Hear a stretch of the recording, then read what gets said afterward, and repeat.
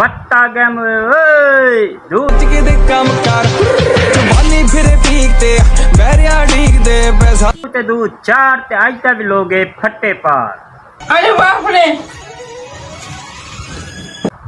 अच्छा, आप लोगों ने एक बात नोट की है? नहीं। ऐसा ऐसा हमारा पुराना रिवाज खत्म होता जा रहा है। चुप कर बे कुत्ते। आज मैंने एक बच्चे को देखा, उसने जूस पी के डब्बा ऐसे फेंक दिया। नहीं देखा, पूरा देखा। ये सीन देखकर मुझे बहुत दुख हुआ। क्यों, क्या हुई? फिर मैंने उस बच्चे को बुलाया। मैंने कहा, बच्चा तुझे पता नहीं है कि इसका पटाखा भी मारते हैं।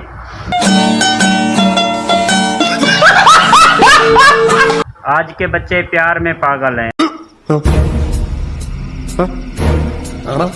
हम बच्चे थे तो ये सोचकर पागल होते थे कि साले टीवी के अंदर बंदे कहाँ से आते हैं।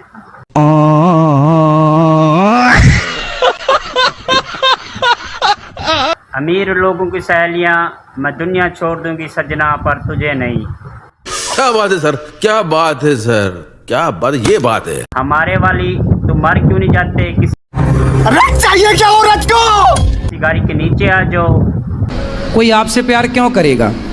शैम्पू दी पूरी गई है मुक ते विलो गली भी गड्डी गई है रोक।